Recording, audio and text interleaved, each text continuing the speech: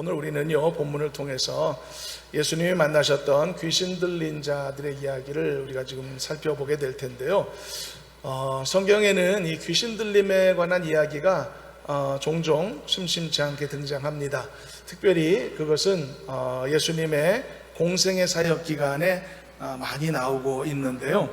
그렇다면 귀신 들림의 사건과 그것을 고치고 해결하신 예수님의 사역에는 어떤 의미가 있을까?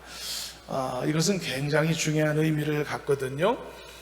왜냐하면 두 가지입니다. 첫 번째는, 한 가지는요, 개인적으로 볼 때 한 사람의 변화와 한 사람의 치유와 회심과 관계된 것이어서 굉장한 개인적인 역사적 사건이기도 하고, 또 두 번째는요, 이것은 때로는 어떤 시대나 또는 그 사건이 있었던 그 지역의 복음의 확산의 문제와 연결되어서 그래서 굉장히 중요한 이슈로 크게 역할을 하는 경우가 굉장히 많이 있기 때문입니다.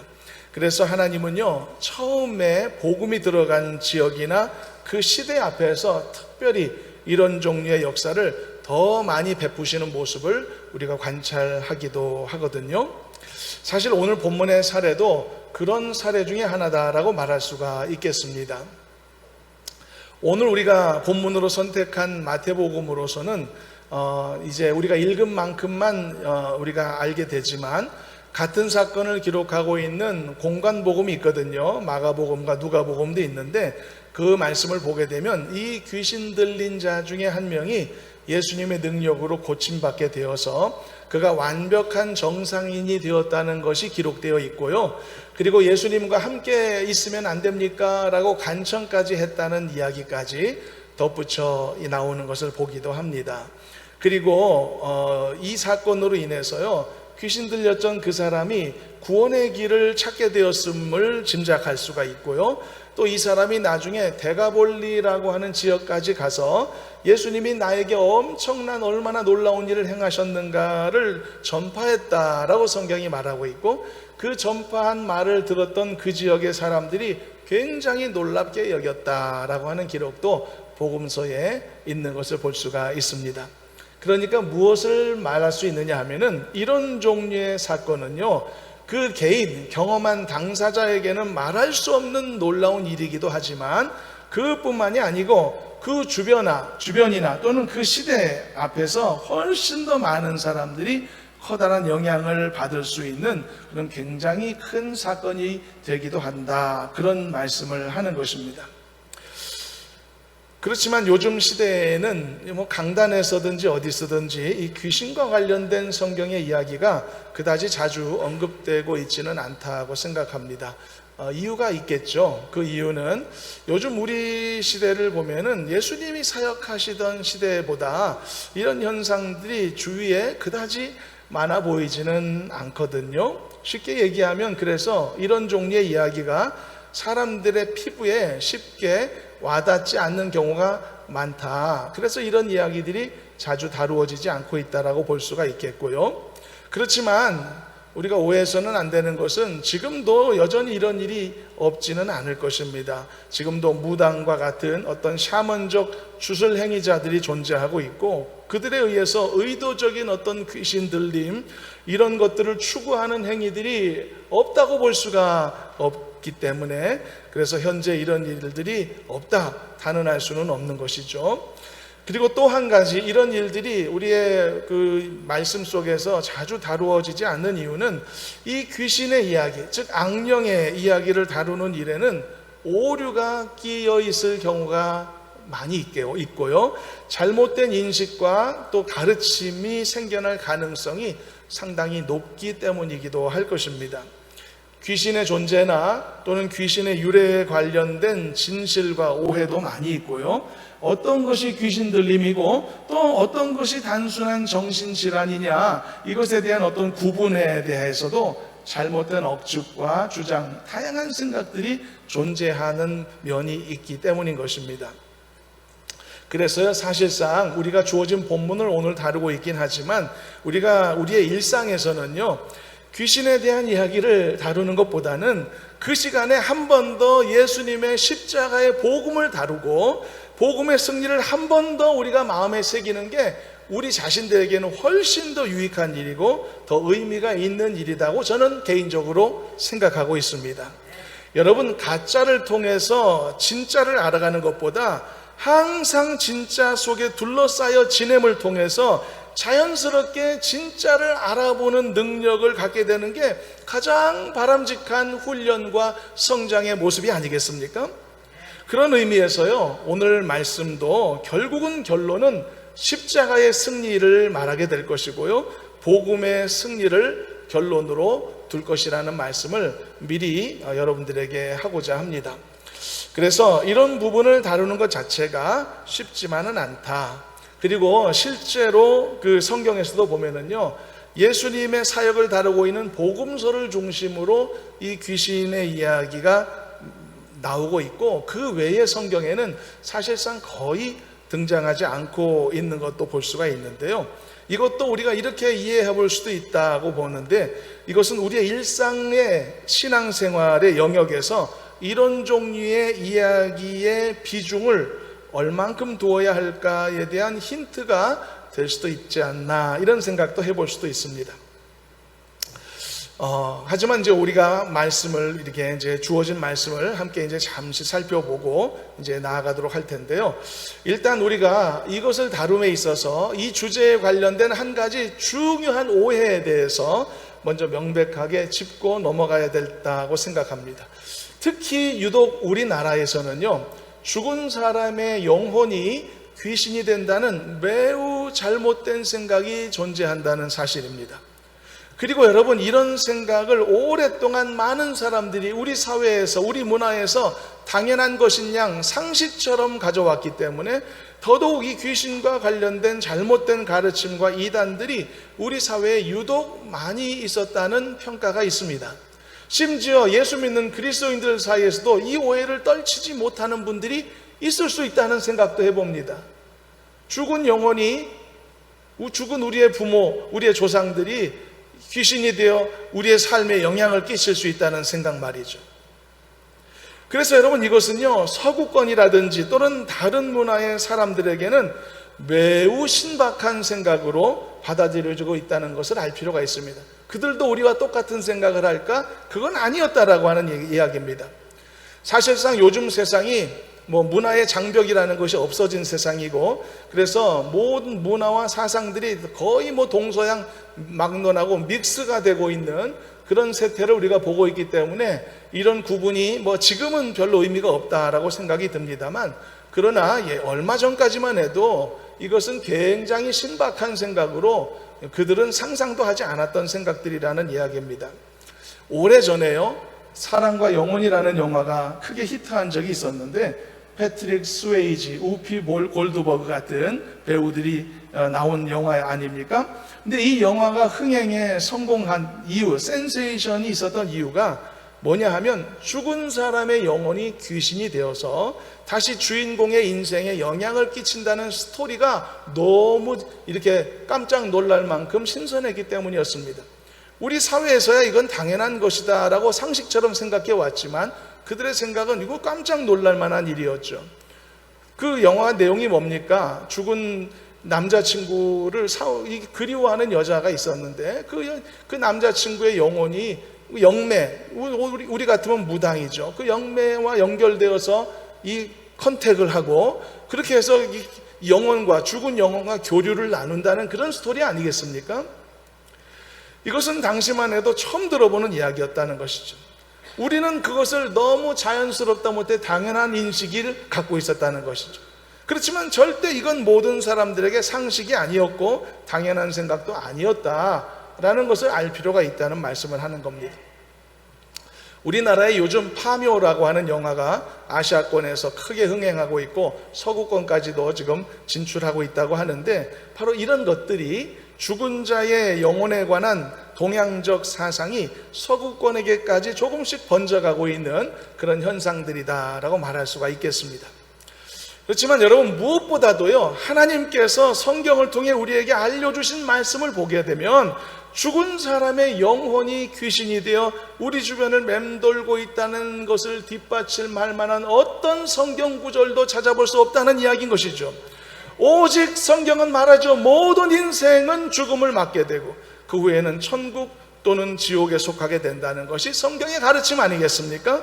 그리고 이후에 예수님께서 다시 오시는 그때에는 모든 육체가 부활하게 되고 비로소 영원한 하나님의 나라와 영원한 멸망에 이르는 최후의 심판대 앞에 누구도 예외 없이 서게 된다는 것이 성경의 가르침 아니겠습니까? 그래서 여러분, 성경에 나오는 이 귀신의 존재에 대해서는 우리가 올바른 인식을 일단 하고 말씀을 볼 필요가 있습니다. 귀신은요, 하나님을 배반하여 사탄에 속해 있는 악한 영들이다. 이것이 성경적 정의다라고 할 수 있겠습니다. 그렇다면 요즘 시대에는 옛날과 다르게 귀신 들린 자들이 많이 사라진 것인가? 또 저는 그렇지 않다고도 봅니다. 과거와 같이 노골적 형태의 귀신 들림의 모습은 사라졌지만 많이 전혀 다른 형태와 다른 의미로서의 귀신 들림은 지금도 여전하다고 보아야 하는 것입니다.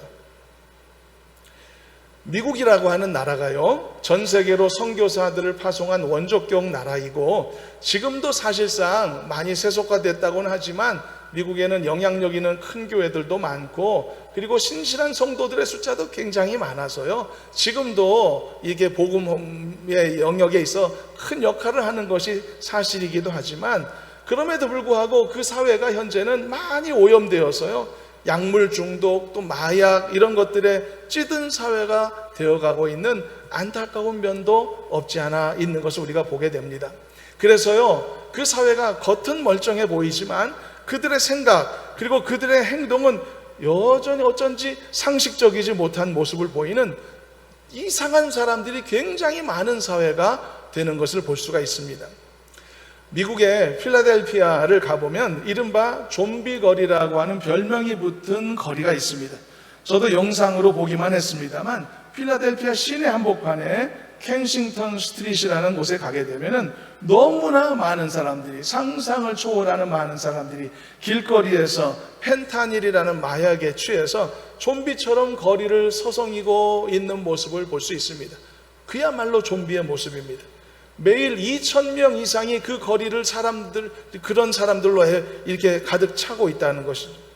여러분도 영상을 한번 보십시오. 영상 쉽게 볼 수 있거든요. 참담하다는 생각이 금방 들어갈 것입니다.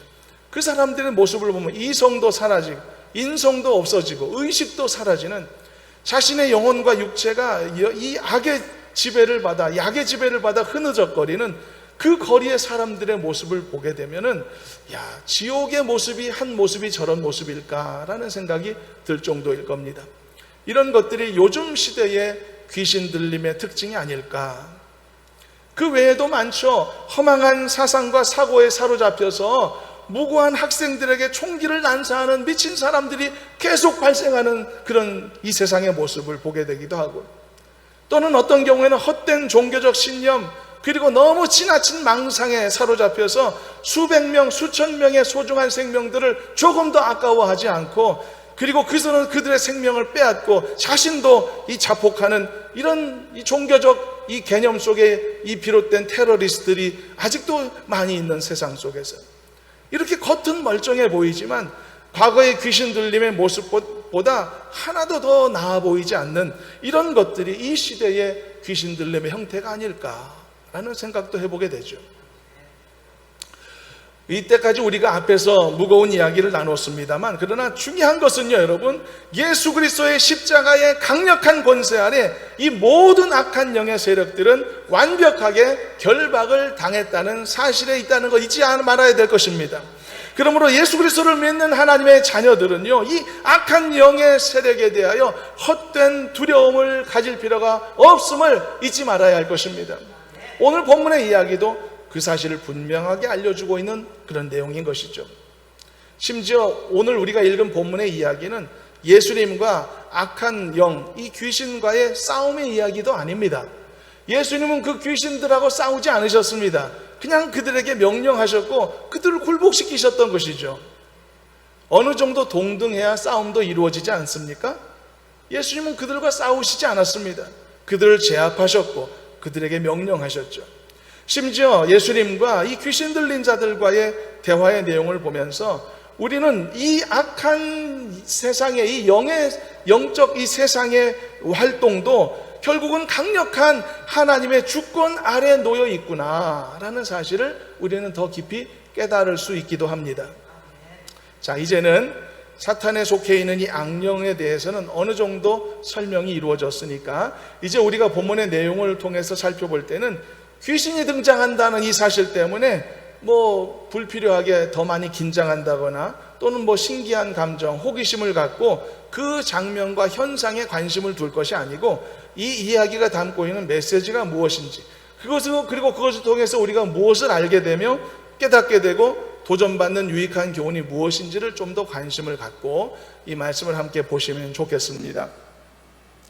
오늘 본문은 예수님께서 배를 타고 가다라 지방으로 가신 후에 있었던 한 가지 사건을 기록하고 있습니다. 예수님께서 그 지역에서 귀신 들린 사람 두 사람을 만나시게 됩니다. 이 두 사람은 지금까지 예수님이 보아오셨던 그런 귀신 들린 자들과는 좀 다른 모습이었습니다. 이전에 귀신 들린 자들은 예수님 앞에 잠잠할 수밖에 없었고 예수님이 꾸짖어 명령하시면 즉시로 빠져나와 도망하는 존재들이었거든요. 그런데 이번에 귀신 들린 자들은 과거의 경우보다 매우 강력한 존재들처럼 보여졌습니다. 먼저 그들은 무덤 사이에서 나왔다라고 성경이 말합니다. 이것은 그들이 무덤에서 거주하던 자들이었음을 말하고 있죠. 오늘 본문인 마태복음에는 무덤 사이에서 그들이 나왔다 이렇게만 되어 있지만 마가복음, 누가복음을 참고하면 그들은 무덤에서 살았다라고 말하고 있습니다. 그러니까 그들은 으스스한 유대인식의 그 동굴 무덤에서 거주하며 악령에 사로잡힌 채 살아가고 있었던 사람들이었던 거죠. 게다가 그들은 매우 난폭한 성질을 갖고 있었다고 성경이 말하고 있습니다. 이건 엎친 데 덮친 것이었던 것이죠. 그들은 몹시 사나워 아무도 그 길로 지나갈 수 없을 지경이었다. 이게 성경의 이야기죠. 그런데 예수님께서 그 길을 일부러 가셨는지 아니면 그들이 예수님 앞에 찾아왔는지는 모르지만 어쨌든 예수님은 그 귀신 들린 자들 두 명을 만나시게 된 것입니다. 자, 그런데 여기에서 아주 놀랄만한 대화가 오고 가게 됐는데요. 그것은 그 귀신 들린 자들이 예수님을 보며 외쳤던 이런 말이 있었기 때문인데 본문 29절을 한번 읽어보시도록 하겠습니다. 29절 합독합니다. 이에 그들이 소리질러 이르되 하나님의 아들이여 우리가 당신과 무슨 상관이 있나이까? 때가 이르기 전에 우리를 괴롭게 하려고 여기 오셨나이까? 하더니 자, 이 귀신 들린 자들이 말입니다. 예수님을 향해 뭐라고 소리쳤죠? 하나님의 아들이여. 여러분, 이 말이 정답입니까? 오답입니까? 정답입니까? 오답입니까? 이 말 정답 아닙니까? 귀신이 말해서 조금 기분 나쁘긴 하지만 어쨌든 틀린 말 아니지 않습니까? 완벽한 정답이었었죠. 여러분, 그렇습니다. 예수님은 살아계신 하나님의 아들이십니다. 그런데 이 놀라운 사실이 악한 영들의 입술을 통해 증거되었다는 점이죠. 그리고 이게 더 놀라웠던 한 가지 이유가 더 있었습니다. 그것은 예수님이 하나님의 아들이시라는 사실을 그때까지만 해도 제자들도 모르고 있었던 시기였고, 따라서 그 누구도 아무도 입술을 통해 이것을 말해본 적이 없는 사실이었다는 점입니다. 그래서 더 놀라운 일인 것이죠. 만일 우리는 예수님이 하나님의 아들이심을 다 알고 있는데 우리들 중에 어떤 이 악한 영이 이런 얘기했다고 해서 놀랄 만한 일은 아닐 것입니다. 그런데 그 당시에는 아무도 알지 못했던 이 놀라운 사실을 그 악한 영의 입술을 통해 들을 수 있었다는 것이 너무 놀라운 일인 것이죠. 결과적으로 그 귀신은 영적인 존재로서 예수님이 메시아이신 것을 분명히 알고 있었다는 것을 알 수 있는 것이죠. 그렇다면 어떻게 알았을까요? 그 귀신들은 어디 가서 성경 공부라도 했을까요? 어떻게 알고 있었지? 여러분, 이건 그렇지만 놀라운 일은 아닙니다. 여러분, 사탄이 하나님이 어떤 분이신지 알까요? 모를까요? 잘 알고 있죠. 사탄이 왜 모릅니까? 예수님이 세상을 구원하기 위해 오신 메시아시라는 것을 사탄이 알까요? 모를까요? 모를 수가 없죠. 너무너무 잘 알고 있죠. 오히려 너무나 잘 알고 있기 때문에 인간의 역사 속에서 이 놀라운 구속의 역사가 전개되지 않도록 수없이 방해하고 수없이 예수님을 핍박하고 그 모든 악한 일들을 행했던 이유가 바로 이 사실을 알고 있었기 때문이 아니겠습니까? 그러므로 신기한 게 아닌 것입니다. 여러분들은 하나님의 자녀가 맞으시죠? 거듭난 하나님의 백성들이 많으시죠? 여러분, 사탄이 알까요? 모를까요? 잘 알고 있는 겁니다. 여러분들이 하나님의 자녀라는 걸 아니까 여러분들을 미혹하려고 하고, 아니까 여러분들을 이 하나님의 은혜의 울타리 안에서 뺏어오려고 그렇게 미혹하고 도전하고 있는 것이 아니겠습니까? 잘 알고 있는 겁니다. 그래서 이 귀신이 예수님을 알아본 것이 신기한 것도 아니고 놀랄만한 일도 아니고 기분 나쁜 일도 아닙니다. 당연한 일인 것이죠. 그렇다면 이 사실을 통해 우리가 무엇을 깨달을 수 있을까? 여러분, 우리의 구원의 방편이 결코 지식은 될 수 없다는 것, 이 사건을 통해 또 한 번 명백히 드러나지 않겠습니까? 지식은 우리를 구원에 이르게 하지 못하는 것입니다.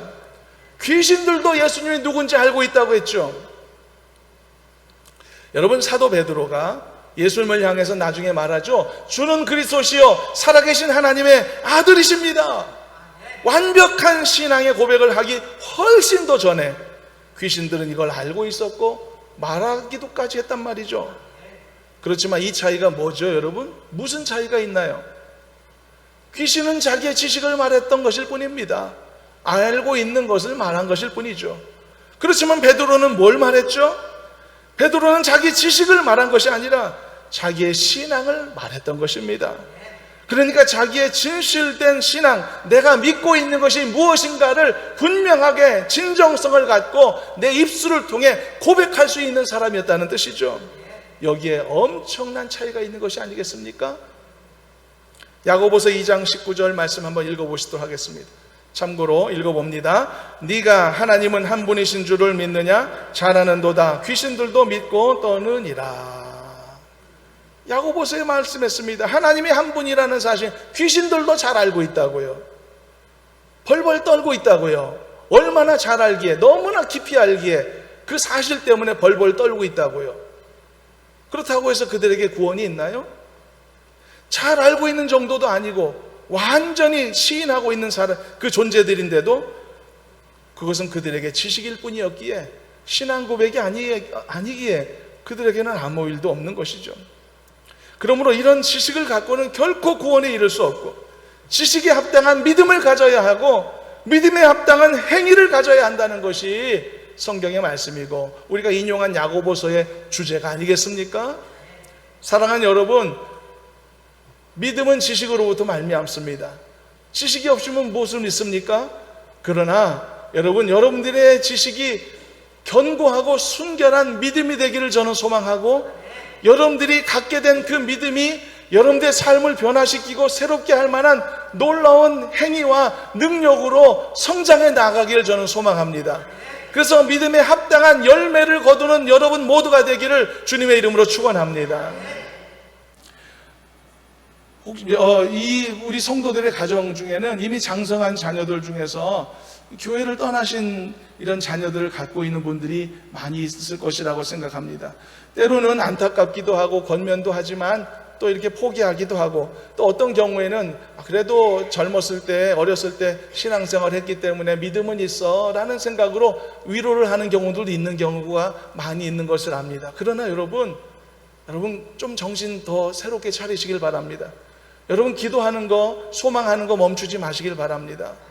여러분, 자녀들이 과거에 신앙생활 했던 것이 지금 아무런 실천도 없다면 그게 지식이 아니고 뭘까요? 진실된 자기의 신앙의 고백이 그 자기 속에서 온전하게 이렇게 나올 수 있는 그런 진정한 신앙인의 상태라는 것을 누가 증명할 수 있고 어떻게 확인할 수 있을까요? 여러분, 이것이 확신되지 않는다면 여러분, 자식을 가진 부모로서 끝까지 죽을 때까지 자식의 구원을 위해, 자식의 신앙생활을 위해 기도하는 성도가 되시기를 여러분 권면합니다. 여러분, 방심하지 마시길 바랍니다. 여러분, 외면하지 마시길 바랍니다. 자녀들 믿음 안에 서야 됩니다. 자녀들이 다 신앙으로 견고하게 서야 됩니다. 그래서 지식으로 머물지 않는 신앙이 되어야 되지 않겠습니까? 그래서 이러한 지식을 갖고서는 절대로 구원에 이를 수 없고, 지식에 합당한 믿음을 가져야 되고, 믿음에 합당한 행위를 보여야 그게 진정한 신앙 고백의 열매라는 것이죠.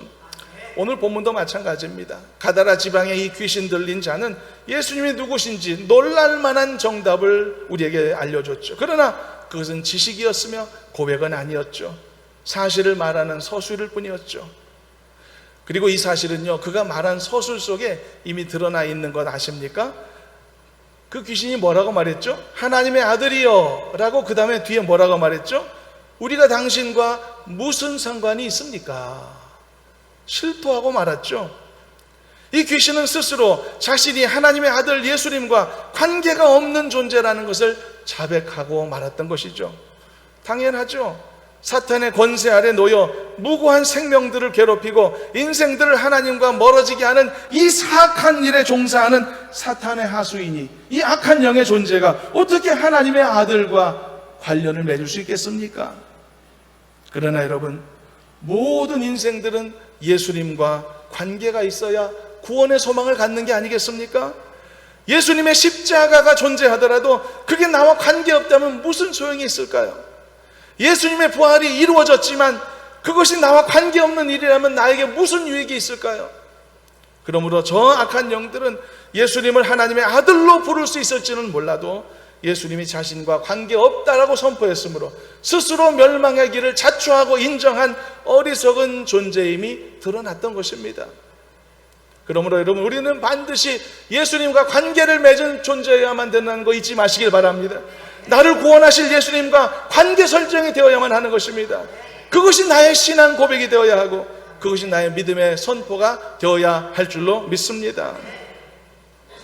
하루는 예수님이 십자가를 지시기 전에 제자들의 발을 씻어주신 일이 있었죠. 그런데 예수님이 모든 제자들의 발을 씻겨주고 계실 때, 베드로 차례가 왔을 때 유독 베드로만큼은 그런 예수님을 거절하지 않았습니까? 거절한 이유는 이해는 갑니다. 베드로의 행동, 어떻게 감히 나 같은 사람이 이 더러운 발을 예수님에게 내밀고 씻어주세요라고 할 수 있을까? 나는 감히 그거 못하겠습니다.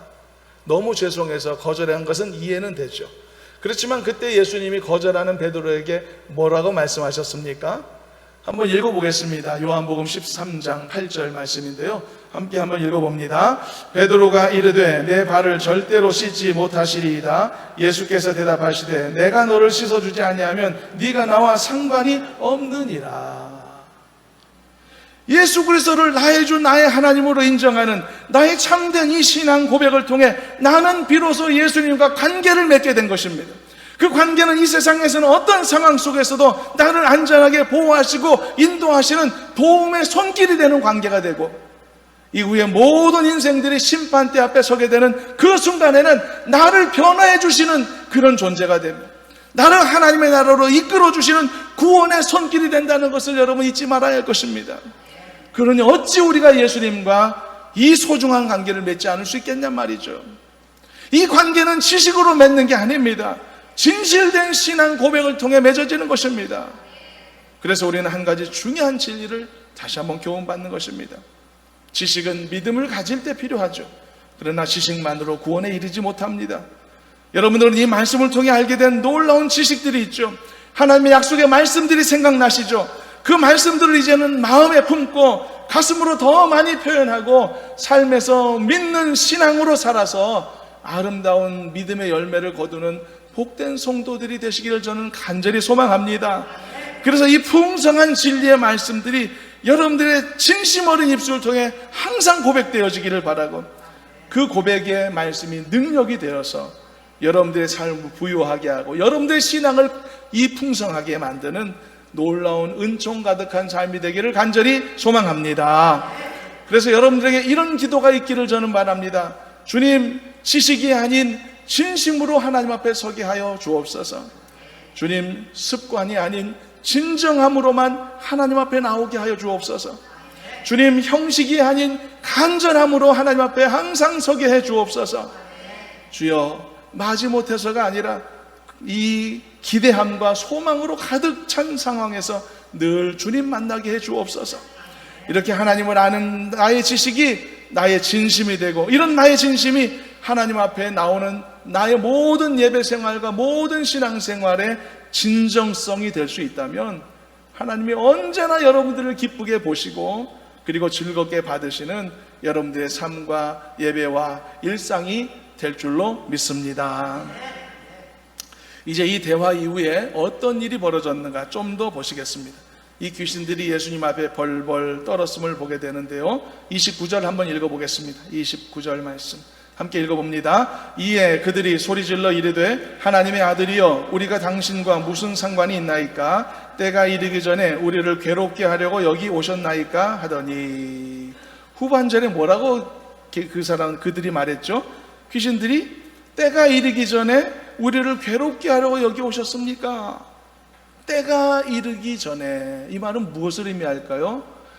이 귀신들이 때도 알고 있었네. 때도 알고 있었음을 의미하죠. 이것이 무슨 말일까요?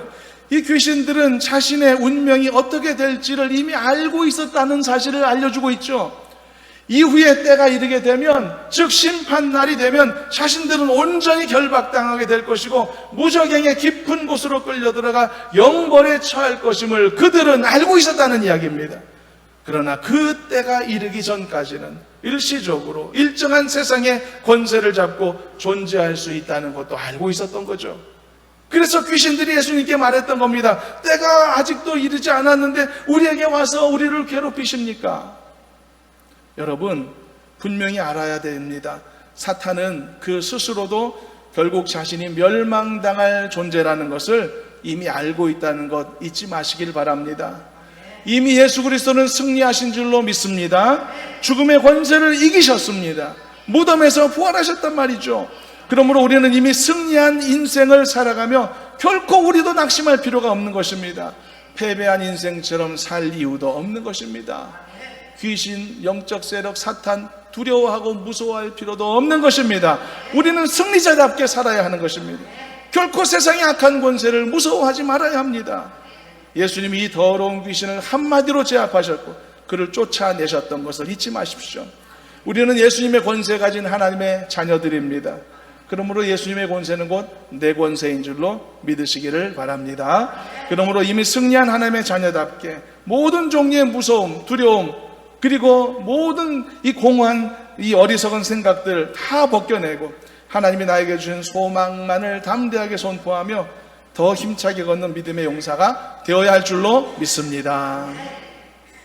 마지막으로 이 귀신들의 운명이 어떻게 됐을까만 살펴보고 마치겠습니다. 이 악한 귀신들은 예수님의 명령에 따라 그 사람의 몸에서 빠져나왔고 그들은 돼지떼들에게로 들어갔다고 말하고 있죠. 그리고 그 돼지떼들은 이상 증세를 보이더니 비탈로 내리다라 바다에 들어가 몰살되었다는 것이 오늘 이야기의 마무리입니다. 이 장면, 이 현상에 대해서 여러분 너무 큰 관심 우리가 내려놓기로 했죠. 그 이야기가 대신 주는 교훈과 도전에 우리가 좀 더 초점을 맞추기로 했죠. 그래서 이 마지막 장면이 우리에게 알게 하는 한 가지 사실이 더 있습니다. 그것은 이 귀신들의 운명을 결정짓게 했던 모든 과정조차도 그들의 자유로운 선택이 아니었다는 사실, 예수님의 명령하심을 통해 이루어졌다는 사실이죠. 이게 중요한 부분이기도 합니다. 하나님은 온 세상 만물을 주관하고 계시며 이 모든 땅의 일들과 하늘의 일들을 관장하고 계시는 진정한 만유의 통치자라는 사실을 잊어서는 안 될 것입니다. 하나님이 모르시는 일은 세상에 일어나지 않습니다. 그러므로 우리는 하나님을 의지하면 되는 것이죠. 왜냐하면 하나님에게는 조금의 실수도 없으시기 때문인 것입니다. 다시 한번 말씀하고 마무리합니다. 하나님의 아들 예수께서 십자가에서 죽으셨고 무덤에서 부활하심으로 모든 사탄과 죽음의 권세를 결박시킨 줄로 믿습니다. 그러므로 온 세상이 예수 그리스도의 이름 앞에 무릎을 꿇게 되었다고 성경이 말하죠. 따라서 사탄과 그가 부리는 모든 악한 영들도 이미 예수의 이름 앞에 굴복당한 것입니다. 그러므로 예수님의 십자가의 은혜와 권능으로 인해 하나님의 아들 되고 하나님의 딸들이 된 나와 같은 거듭난 성도들 앞에 사탄과 모든 그 어떤 약한 영들도 내 앞에 굴복당할 수밖에 없다는 것을 잊지 마시길 바랍니다. 왜냐하면 내 안에는 살아계신 예수님이 거하시기 때문이죠. 내 안에는 살아계신 성령께서 내주하고 계시기 때문이죠. 그러므로 우리는 그 어떤 악한 세력 앞에서도 두려워할 필요가 없는 줄로 믿습니다. 그러므로 이 땅에 살아가는 여러분들의 모든 남은 시간 동안에 더 반드시 승리자다운 모습으로 살아가는 은혜가 있기를 바랍니다. 믿음과 말씀으로 모든 악한 영의 세력들을 이기고 그리고 굴복시키며 매일매일 믿음 안에서 승리하는 복된 삶 살아가는 우리 모두가 되기를 주님의 이름으로 축원합니다. 하나님 감사합니다. 저희들을 믿음 안에서 이기는 승리자의 삶으로 이끌어 주심을 감사합니다. 십자가의 권세와 예수 그리스도의 이름이 우리에게 주어졌음을 감사합니다. 그 권세로 얼마든지 우리에게 주어진 삶을 이기고 승리하게 될 줄로 믿사오니 우리를 함께 하시고 동행하여 주시고 우리 모두에게 이런 승리가 있도록 축복해 주시옵소서. 예수님의 이름으로 기도하옵나이다. 아멘.